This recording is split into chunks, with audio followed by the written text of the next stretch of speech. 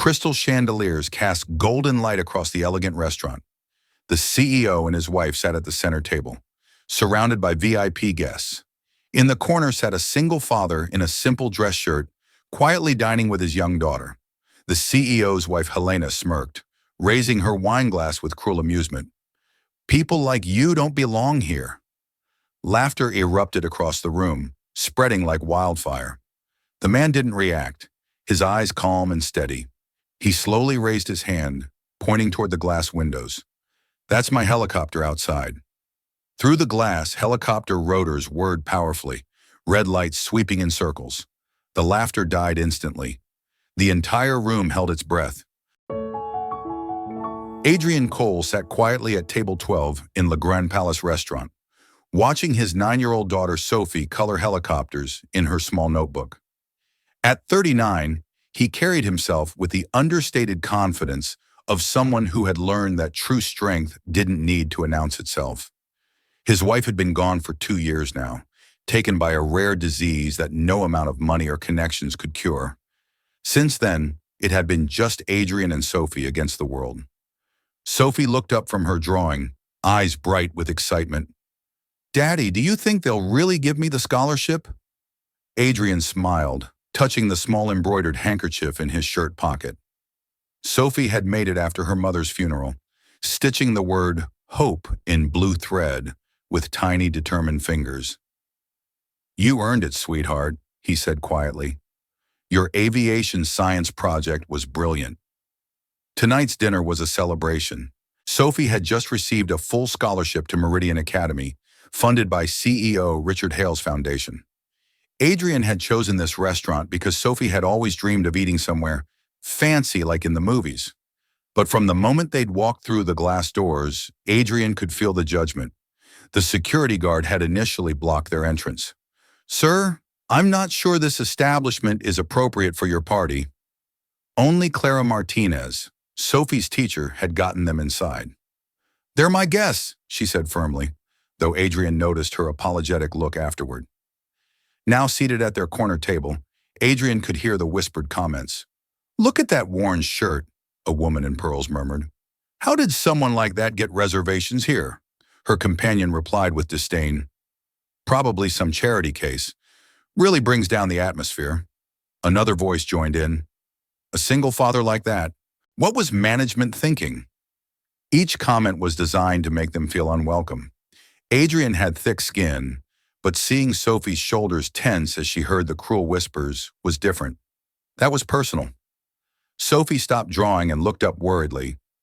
"Daddy, maybe we should go somewhere else." Adrian reached across and gently covered her small hand. "No, Sophie, you deserve to be here. Don't let anyone make you feel otherwise." He touched the hope handkerchief, drawing strength from his daughter's love. Around them, the restaurant hummed with conversation and expensive silverware clinking on fine china. A waiter approached, his expression cold and professional. "Sir, I need to mention that our children's menu has a dress code requirement." Adrian looked down at Sophie's simple but clean dress. "Is there a problem?" "Well," the waiter said loudly enough for nearby tables to hear, "this is a very upscale establishment.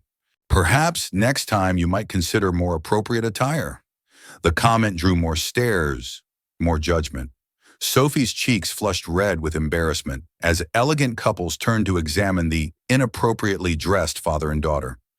But Adrian had learned something important during his years as a single parent. Dignity wasn't about designer clothes or expensive accessories.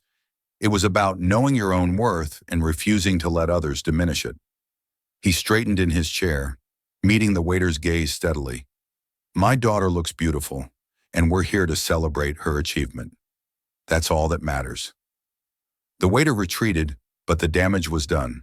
More whispers, more pointed stares, more casual cruelty from people who had never had to choose between paying rent and buying their child new shoes. Sophie returned to her drawing, sketching with fierce determination, as if the helicopters on her paper could lift them both away from this place of judgment and into a sky where only kindness mattered. The evening was just beginning, and Adrian had no idea how dramatically it was about to change. Before we continue, let us know where you're watching from. It's fascinating how this elegant dinner is being followed from so many places. And don't forget to subscribe so you don't miss the moment that will make even a powerful CEO go pale. 20 minutes later, the restaurant's atmosphere shifted dramatically as CEO Richard Hale entered with his wife Helena. Richard was in his mid-40s, silver-haired and commanding, but it was Helena who truly owned the room. At 32, Helena Hale was everything the social elite celebrated. Designer red dress that cost more than most people's monthly salary, diamond jewelry that caught the light with every movement, and the kind of confident beauty that came from never having to worry about money. But beneath the polished exterior was something harder, crueler. Helena had grown up wealthy and married wealthier, and she wielded her privilege like a weapon against anyone she deemed beneath her station. The moment Helena's eyes swept the dining room and landed on Adrian and Sophie's table, her perfectly sculpted eyebrows rose with obvious distaste. "Richard," she said, not bothering to lower her voice, "what is that man doing in a place like this?" Her husband glanced over, recognizing Adrian from the scholarship ceremony photos. "That's the father of one of our scholarship recipients. Part of the program requires—" "I don't care about requirements," Helena cut him off sharply. "Look at him. Look at that shirt. This is embarrassing." Around them, other diners began to take notice. Helena's voice carried the authority of someone accustomed to being heard, and her obvious disdain was like a signal for others to join in the judgment. A woman at a nearby table leaned toward her companion. "She's right. Standards have really dropped if they're letting anyone in here now." Another voice chimed in. "I heard they have some charity partnership now. Really ruins the exclusivity." Helena smiled with satisfaction as the whispers spread. She had successfully turned the elegant dining room into a courtroom where Adrian was on trial for the crime of existing in her space. But she wasn't finished. Helena picked up her wine glass and approached Adrian's table with the predatory grace of someone who enjoyed watching others squirm. Her heels clicked against the marble floor like a countdown to humiliation. "Excuse me," she said, loud enough for half the restaurant to hear, "but I think there might have been some mistake with your reservation." Adrian looked up calmly, setting down his fork. "I'm sorry, is there a problem?" Helena's smile was razor sharp. "Well, it's just that this restaurant has certain standards, and frankly, I'm not sure you understand what kind of establishment this is." Sophie stopped coloring, her small hand tightening around her crayon as she sensed the tension building around their table. "I understand perfectly," Adrian replied quietly. "We're here to celebrate my daughter's achievement." "Shupashurnam." Helena laughed, a sound like breaking crystal. "Achievement? Darling, charity scholarships aren't achievements. They're handouts for people who can't afford to earn their place properly." The cruelty of the comment hit Sophie like a physical blow. Her eyes filled with tears as she looked down at her aviation drawings, suddenly ashamed of the work she'd been so proud of. "She's 9 years old," Adrian said, his voice carrying a warning edge that Helena was too arrogant to recognize. "And she needs to learn her place early," Helena replied, emboldened by the audience she'd gathered. Several diners had their phones out, recording what they expected would be an entertaining takedown of the obvious intruder. Helena turned to address the restaurant like a prosecutor making her closing argument. "I mean, really, look around. This is where successful people dine. Business leaders, politicians, people who matter.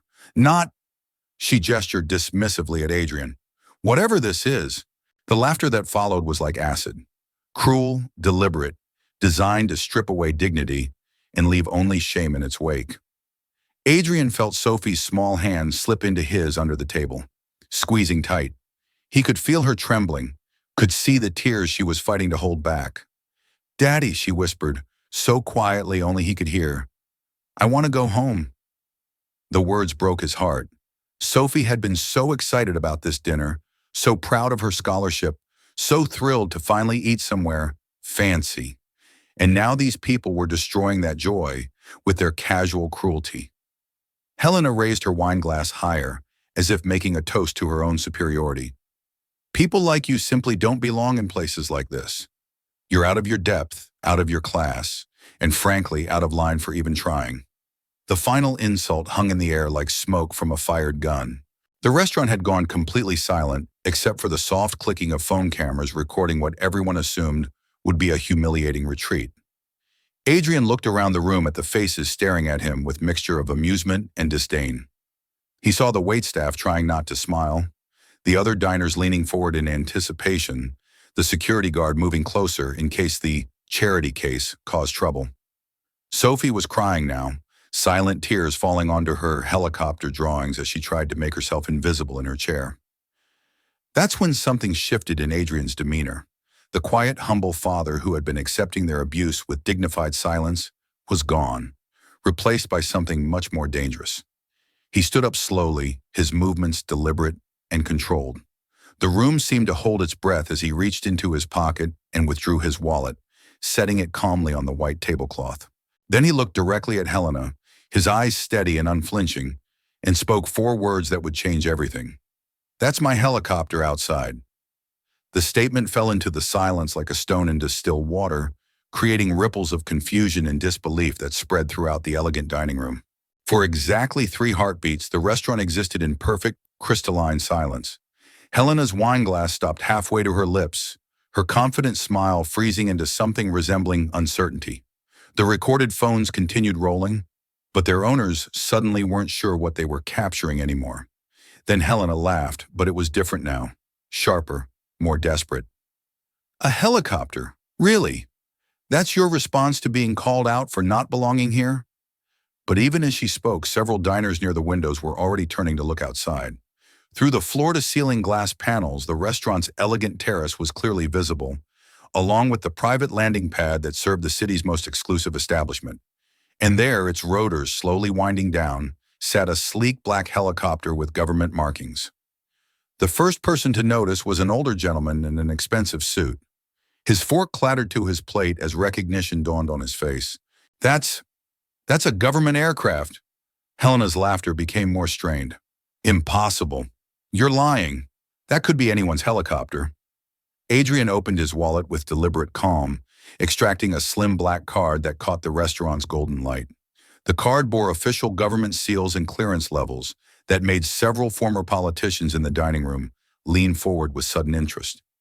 "You're right about one thing," Adrian said quietly, his voice carrying clearly through the silent room. "I'm not like the other people here tonight." He placed the card on the white tablecloth where everyone could see it. The official seals, the presidential insignia, the words National Security Consultant embossed in gold lettering. Helena's face went from confident to pale to paper white in the span of seconds. That can't be real." As if summoned by her disbelief, Helena's phone began to ring. The sound cut through the silence like a blade, and when she glanced at the screen, her hands began to tremble. The caller ID read, "Office of the President." Every person in the restaurant with any political knowledge or government connections recognized what that meant. This wasn't a prank call or a coincidence. Someone at the highest levels of government was calling, right now, while they all watched. Helena stared at the phone as if it were a snake about to strike. Around her, whispers began to ripple through the dining room as the implications sank in. The man they had been mocking, the father they had called a charity case, apparently had direct access to the President of the United States. "Answer it," Adrian said softly. Helena's hands shook as she swiped to accept the call. Hello? Mrs. Hale, this is the White House Communications Office. We need to speak with Adrian Cole immediately. It's a matter of national security." The voice was professional, crisp, and loud enough for nearby tables to hear clearly. The effect was immediate and devastating. Conversation stopped mid-sentence. Silverware was set down with careful precision, and every eye in the restaurant focused on the unassuming man in the simple dress shirt. Helena held out the phone toward Adrian with a hand that visibly trembled. They want to speak with you." Adrian took the phone with the same calm demeanor he'd maintained throughout the entire evening. "This is Cole." "Sir, we have a situation developing in the South China Sea. The President needs your assessment within the hour." "Understood. I'll be airborne in 5 minutes." He handed the phone back to Helena, who stared at him as if seeing him for the first time. The arrogant socialite who had publicly humiliated him was gone, replaced by someone who looked like she might faint at any moment. But Adrian wasn't finished. "You asked what kind of person I am," he said, his voice carrying to every corner of the now silent restaurant. I'm the kind of person who gets called at dinner when international crises develop. I'm the kind of person who helps presidents make decisions that affect millions of lives. He picked up the hope handkerchief from the table, the simple cloth that Sophie had embroidered with such love, and tucked it carefully back into his shirt pocket. But more importantly, he continued, looking directly at Helena, I'm the kind of person who believes that how you treat others, especially those you think can't fight back, reveals everything about your character. The transformation in the restaurant was complete.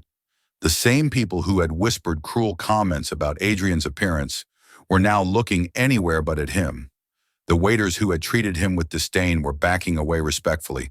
The security guard who had questioned his right to be there was standing at attention, like he was in the presence of a superior officer. Sophie, meanwhile, had stopped crying and was staring up at her father with wide, amazed eyes. She had always known her daddy was special, but seeing the entire restaurant of important adults treat him with sudden reverence was like watching her personal hero become everyone else's hero too. Daddy, she whispered, is that really for you? Yes, sweetheart, Adrian replied, never taking his eyes off Helena. But it doesn't make us better than anyone else. It just means we have responsibilities. Two men in dark suits entered the restaurant, moving with the purposeful stride of professional security. One of them approached Adrian's table and spoke quietly. Mr. Cole, we're ready for departure whenever you are. Helena finally found her voice, though it came out as barely more than a whisper. I had no idea. Please forgive me. Please, I didn't know who you were. Adrian looked at her for a long moment, then shook his head slowly. That's exactly the problem. You shouldn't need to know who someone is to treat them with basic human decency. He stood up and took Sophie's hand, gathering her drawings and helping her from her chair. The entire restaurant watched in silence as the father and daughter they had mocked prepared to leave with a presidential escort. But before they reached the door, Adrian turned back one final time. The helicopter isn't mine, he said quietly. It belongs to the American people. I just happen to be the person they trust to use it when the world needs protecting. The words hung in the air like a benediction, a final lesson in humility from someone who had every reason to be proud, but chose instead to be gracious. As the restaurant door closed behind them, the sound of helicopter rotors spinning up filled the night air, carrying Adrian and Sophie away from a room full of people who would never again assume they knew someone's worth by the cost of their clothes.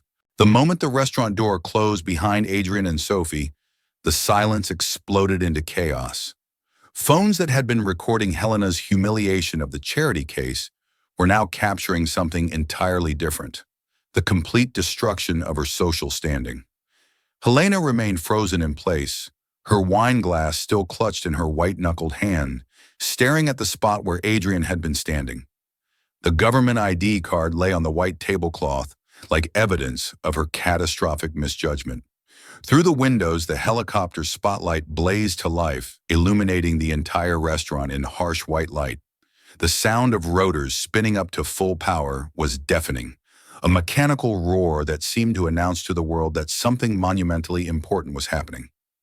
Richard Hale, who had remained silent throughout his wife's performance, finally found his voice. But instead of supporting Helena, his words were cold with professional calculation.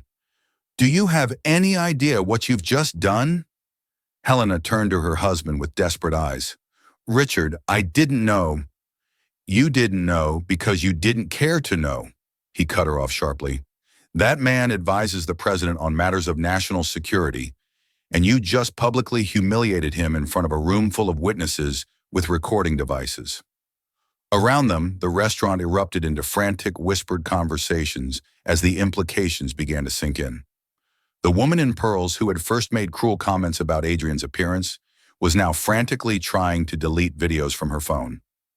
The man who had laughed about charity cases was pale and sweating, suddenly remembering that his own company had several government contracts. But Helena's humiliation was far from over. A third security officer entered the restaurant, moving with purposeful efficiency to Adrian's abandoned table.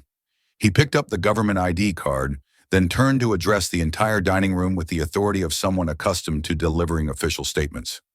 "Ladies and gentlemen," he announced, his voice carrying clearly through the now silent restaurant, "I need to inform you that this establishment has just hosted a meeting with one of the nation's most classified security advisors. Any recordings or photographs taken this evening may contain sensitive information." The effect was immediate. Phones disappeared into purses and pockets as wealthy diners suddenly realized they might have accidentally recorded classified government business. The videos that had been intended as entertainment could now be viewed as potential security violations. Helena sank into Adrian's vacated chair, her designer dress pooling around her like spilled wine. The same seat she had deemed unworthy for a charity case was now the only thing keeping her upright as the full weight of her actions crashed down on her. "I need to call him," she whispered to herself, fumbling for her phone. "I need to apologize. I need to explain that I didn't understand." "No," Richard said firmly, his voice carrying the sharp edge of someone protecting his business interests. "You need to stay as far away from that man as possible. Any attempt to contact him now would look like damage control, and that could make this situation even worse." The restaurant manager approached their table with the nervous demeanor of someone whose establishment had just become the center of a potential political scandal. "Mr. and Mrs. Hale, perhaps we should discuss moving this conversation to a more private location?" But Helena was beyond caring about privacy or damage control. She was staring at the hope handkerchief that Sophie had left on the table, a simple piece of cloth embroidered with blue thread by the hands of a child whose scholarship she had called worthless. She picked up the handkerchief with trembling fingers, and as she did, something seemed to break inside her. The tears came suddenly and without warning, streaking her perfect makeup and leaving dark stains on her designer dress. "That little girl," she whispered, her voice breaking. "She was so proud of her drawings, and I told her that her achievement was worthless." For the first time all evening, Helena was seeing the situation clearly, not through the lens of her own privilege and prejudice, but through the eyes of a 9-year-old child who had worked hard to earn something special, only to have it torn down by cruel adults who judged her by her father's appearance. Richard looked around the restaurant at the dozens of phones that had been recording, at the faces of influential people who would carry this story to every social circle in the city. His political connections, his business relationships, his carefully cultivated reputation, all of it was now tied to his wife's public humiliation of a presidential advisor. "The foundation," he said suddenly, his face going even paler. "Our charitable foundation. If this gets out, if people learn that the wife of our organization's founder publicly attacked one of our scholarship families," the implications hit him like a physical blow. Their foundation wasn't just a tax write-off or a social status symbol. It was tied to government grants, political relationships, and public perception. Helena's actions hadn't just embarrassed one family, they had potentially destroyed everything Richard had built. Outside, the helicopter lifted off with a thunderous roar that shook the restaurant's windows. The spotlight swept across the building one final time before the aircraft disappeared into the night sky, carrying Adrian and Sophie toward whatever national crisis required the president's most trusted advisor. Helena clutched the hope handkerchief to her chest, her tears falling freely now. She had spent the evening trying to put a humble father and daughter in their place, only to discover that their place was far above her own. In the space of 10 minutes, she had gone from the most powerful woman in the room to a cautionary tale about the dangers of judging others by their appearance. The helicopter was gone, but the damage it left behind would echo through every social circle in the city. And somewhere in the South China Sea, a little girl's drawing of helicopters was about to play a small part in protecting the free world. 1 week later, the story had become legend in the city's social circles. Videos of Helena's humiliation circulated through private WhatsApp groups and exclusive social media accounts, each retelling making Adrian's revelation more dramatic and Helena's downfall more complete. The Le Grand Palace restaurant had become an unlikely pilgrimage site for those who wanted to see where the helicopter incident had occurred. The table where Adrian and Sophie had sat was now unofficially reserved, treated with the reverence usually reserved for historical landmarks. Helena hadn't been seen at any social event since that night. Friends reported that she had spent days trying to track down Adrian's contact information, desperate to apologize, but every government office she called told her the same thing. Mr. Cole is currently advising on classified matters and cannot be reached. Richard's foundation had quietly restructured its entire scholarship program, implementing new policies about treating recipients and their families with dignity and respect. The changes came too late to save several government contracts, but it was a start. Meanwhile, in a modest apartment across town, Sophie Cole sat at her small desk, working on a new drawing. This one showed two helicopters, one large and official, the other small and colorful, both flying toward the same bright sun. "Daddy," she called out as Adrian returned from his latest government assignment. "I finished our picture." Adrian looked at the drawing and smiled. The smaller helicopter had "Hope" written across its side in the same blue thread she had used for the handkerchief. "It's beautiful, sweetheart. What does it mean?" "It means that sometimes the most important people don't look important at all," Sophie said with the wisdom of a child who had learned an adult lesson. "And sometimes people need to see your helicopter before they remember to be nice."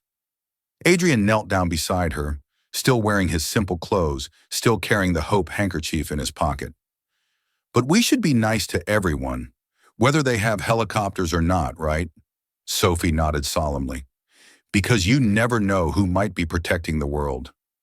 The lesson was simple, but profound. Never judge someone by their appearance or circumstances. Behind a humble exterior might lie a history of service to something greater than yourself. And sometimes it takes just 4 words, "That's my helicopter outside," to remind an entire room that true worth isn't measured by designer clothes or dinner reservations, but by the quiet dignity of those who serve others without seeking recognition. Respect isn't earned by wealth, it's given by character. Do you believe that a simple sentence can change an entire room? Share your thoughts in the comments and subscribe to Hero Dad Stories for more stories that flip prejudice on its head and make hearts stop to listen.